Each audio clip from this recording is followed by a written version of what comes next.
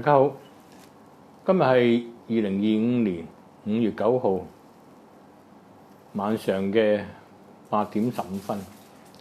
龍騰四海係去到第68集。今日咧就我請到我好朋友咧Alex，好耐冇嚟過。咁由佢介紹一下今日個講題係乜嘢咧？咁樣係啦，今日咧就講翻啲時事啦。咁早幾集你聽阿龍 Sir 講都係講圍繞住一個人人都講嘅人㗎啦。其實就係特朗普。我諗近呢半年啦，每一日嘅新聞咧係冇呢個人嘅，每一日嘅新聞咧都係圍繞住特朗普嘅各種事嘅。咁所以咧，我哋今日咧都係會即係圍繞住特朗普講翻佢嘅一啲我嘅觀點啦。咁今日嘅題目我叫做特朗普的大棋局。嗰個題目就係講緊咧喺坊間嚟講咧，好多人都對呢個特朗普啦嗰個能力啊、人品啊都好負評嘅，好負評嘅。咁咧又話佢根本係好失敗嘅總統。咁好，而家我睇翻好多媒體啦、自媒體啦、坊間啲朋友都係咁講話，特朗普根本好失敗嘅。好似佢話咧喺選總統嗰陣時咧，佢應該係有好多又話做 A 做 B 咁樣。但係好似全部都失敗晒喎，佢係咪一個失敗總統啦？嗱，譬如佢咁講，哇關稅戰，佢嗰陣時選特朗普選到嗰陣時咧，佢話咧要抽重關稅，咁啊曾經喺早幾個禮拜啦，2-3個禮拜前啦，就宣佈過一個對全世界加徵對等關稅嘅關稅戰啦。咁到而家開始啦，咁又要即係喺到而家嚟講，又已經大家見到3個禮拜已經乾晒糖啦，已經。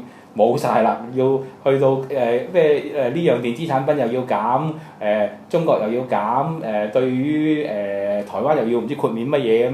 總之而家個關稅戰已經即係叫做打完場嘅嗰個階段啦，又要話逼中國談判咁啦。咁仲有另外咧，佢話選嗰陣時又話咧喺24小時之內咧就要將俄烏戰爭可以叫整停佢。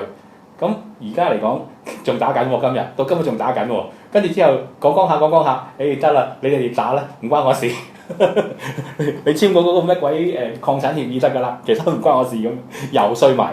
嗱，即係我咁講咧，就係而家特朗普咧就係上一場咧就啱啱過咗100日啦，即係個蜜月期咧就已經過咗啦。咁亦都係喺呢個時候咧就去檢討一下佢往嗰100日裏邊咧。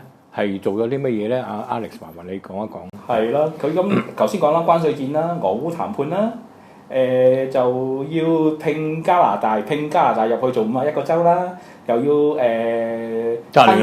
吞咗格陵蘭啦，仲有另外又要成立政府效率部啦，要減2,000億啊，要減2,000億定係1萬億定2,000億？2,000億政府預算啦，咁呢啲咧。即係差唔多可以咁講話，全部都已經叫做衰晒㗎啦。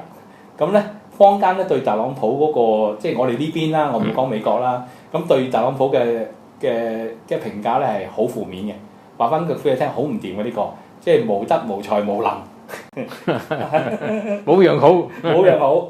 咁即係呢個係坊間嗰個角度去睇啊。咁但係我自己本身就調轉頭，我睇啊特朗普其實係做得好成功喎。佢真係好成功。哇！你係咪啲侵粉嚟㗎？你係啊？我唔係侵粉，我用我另一個角度去睇。其實特朗普本身咧，佢係做得相當之成功。喺大棋局嚟講啊，我今日嘅題目叫做大棋局，就係佢喺佢成個局嚟講咧，佢係做得超成功嘅。即係我個 viewpoint 嚟，真係同坊間而家嗰個負評係完全相反。你否認都冇用啊！我覺得你係侵粉嚟嘅。好，繼續講下笑啫。係啦，咁我講翻我點解有咁嘅判斷啦。咁就主要咧，你睇翻嗰個即係講翻呢個嘢咧，即係講翻我點解有咁嘅評論咧？對特朗普覺得佢做得好成功咧，就睇翻追溯翻即係整個 story 嘅，整個嗰個故事嘅。大家記唔記得咧？就我喺早幾集都講過嘅。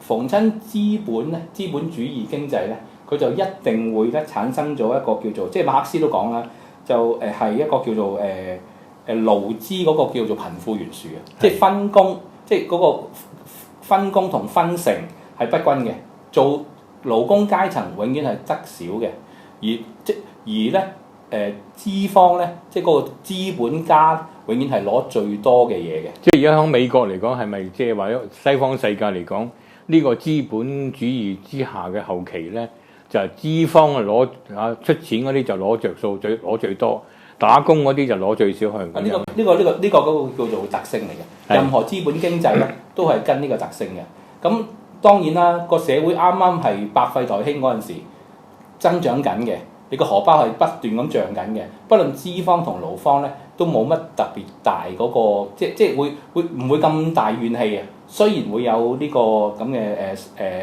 不均嘅現象啦，但係唔會有一個咁大嘅怨氣啦。但係到咗一個資本發展到咁上緊咧，到咗佢嘅晚期嘅話咧，嗰個貧富懸殊就會去到一個叫做臨界點同埋叫做爆發點嘅。咁如果睇翻歷史嘅話咧，即係曾經試過咧喺有兩個時期嘅。喺上一個週期咧就係1870年開始，就去到呢個咁嘅即係貧富懸殊嗰個爆發點啊！即係勞工階層好不滿，老闆就賺好多。咁喺呢一個時間，喺呢一個週期嚟講咧，就係2011年喺美國嚟講咧，呢個咁嘅叫做不均分配不均嘅情況咧，就去到一個臨界點嘅。咁啊，同呢個特朗普呢個大棋局有咩關係咧？有呢個大棋局㗎嗱，你睇翻我哋嗰陣時2011年喺美國發生過咩問題？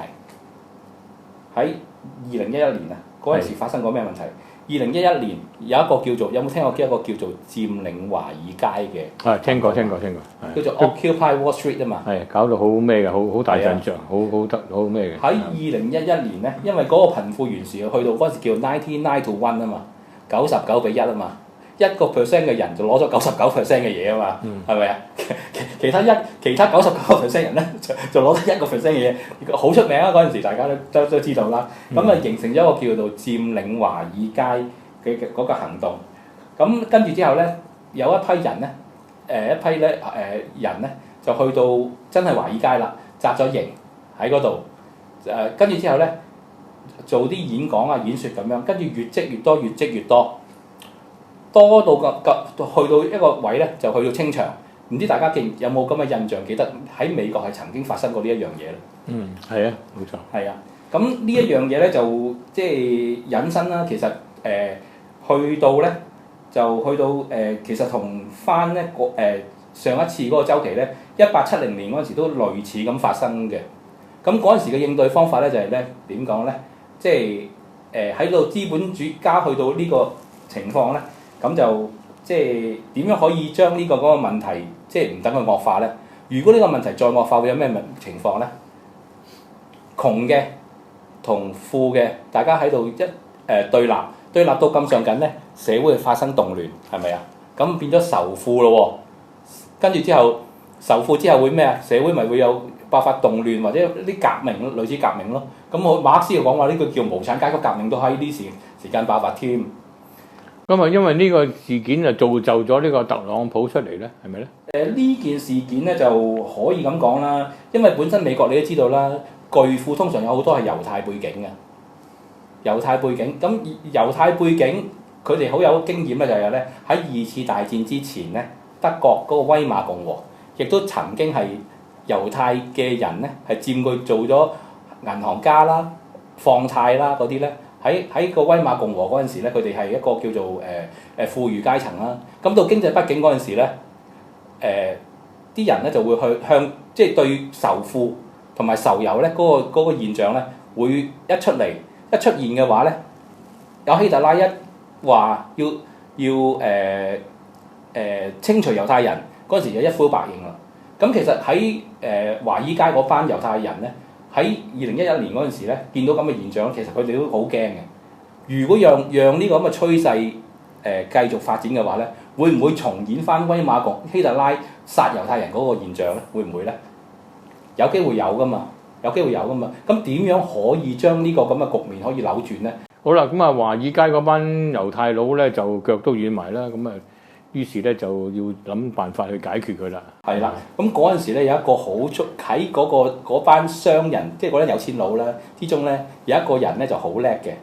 喺咁嘅局面咧睇得到咧，佢諗到一個辦法，點樣可以將呢個不滿咧，唔可以即係轉移，可以將呢個不滿咧可以轉移出去嘅，轉移去第二樣 something else 啦。總之唔好仇富仇油啦。咁嗰陣時有一個叫特朗普嘅人，佢就好叻嘅，佢係好識得喺公眾場合咧引到人嘅眼球嘅，同埋好叻咧去將咧嗰啲問題啊誇大啊，可以即係能夠令到啲公眾人士咧，尤其啲選民咧，就對佢留下一個好深刻嘅印象啦。咁佢咧就嗰時咧喺2016年咧就即係參加呢個總統選舉，而總統選舉亦都選到。咁佢選嗰陣時，你睇得到佢本身咧嗰個政綱咧都係好識得吸引嗰班叫做90%嗰99%個窮人啦。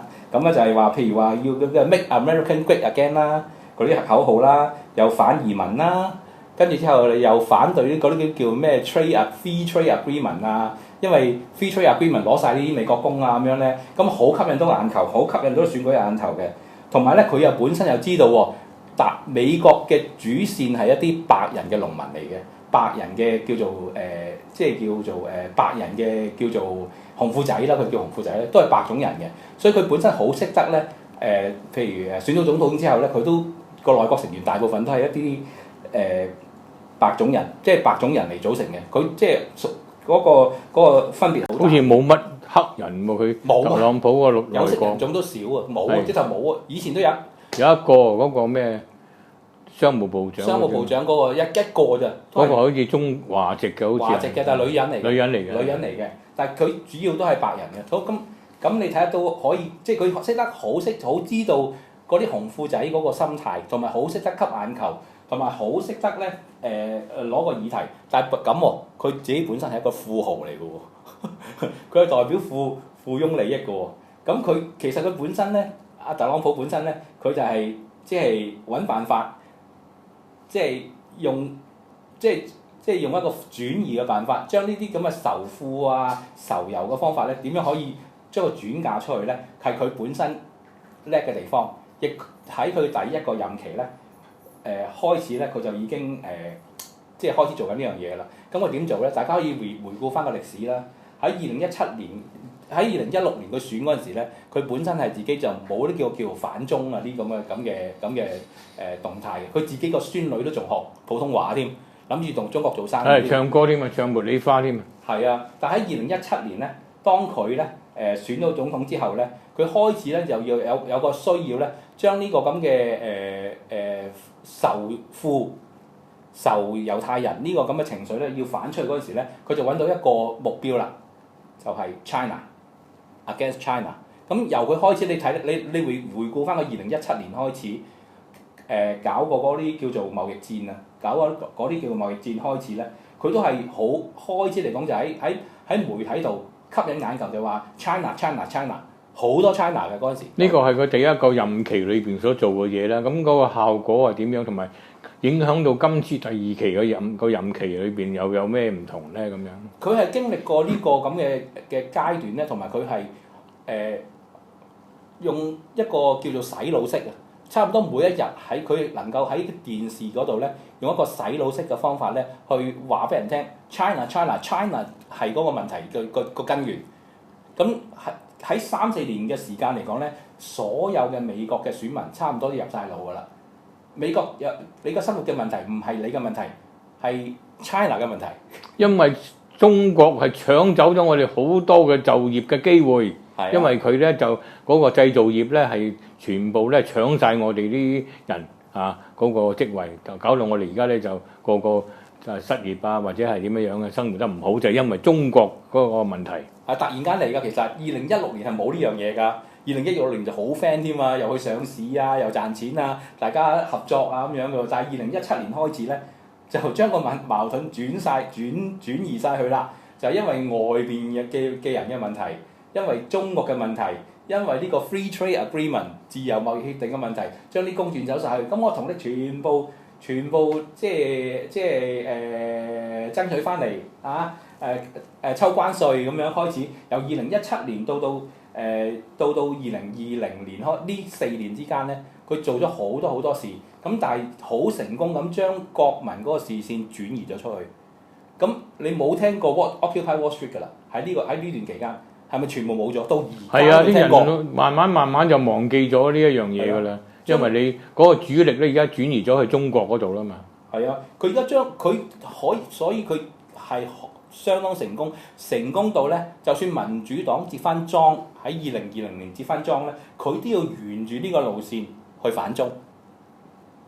係啦，佢就冇即係變咗已經洗晒腦啦，個選民已經洗晒腦。咁好啦，而家嗰個第二任期裏邊咧，嗰個棋局個大棋局係點樣咧？照你睇法，特朗普係做啲乜嘢嘢咧？咁樣係啦，其實咧即係貧富懸殊呢個問題咧，喺佢個第一個任期2016年到而家咧，其實個問題係嚴重咗嘅，即係瞓街嘅人係多咗嘅。係，大家睇媒體咧，睇翻喺美國各大城市咧，個國債都多咗好多啦。國債唔知由20幾萬億啊，而家去到35萬億。35萬億，其實嗰個社會危機同埋社會個矛盾咧，係比佢當第一個任期係更加升級咗嘅。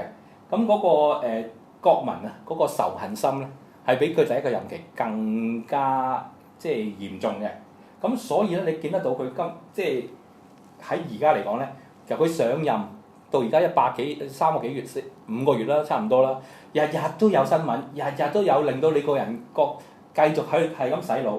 咁今次就唔係淨係仇中咯喎，佢打貿易戰咧係仇外啊，直頭要將所有國民咧，將所有國民嘅視線咧，將佢由呢個即係由呢個日常嗰個即係個內部問題啊，可以轉移到去外部嘅問題。外部嘅問題係啦，咁咧而家佢打關稅戰咧，嗰個對等關稅咧係唔係淨係對中國啦，係對全世界嘅，即係同全世界宣戰嘅。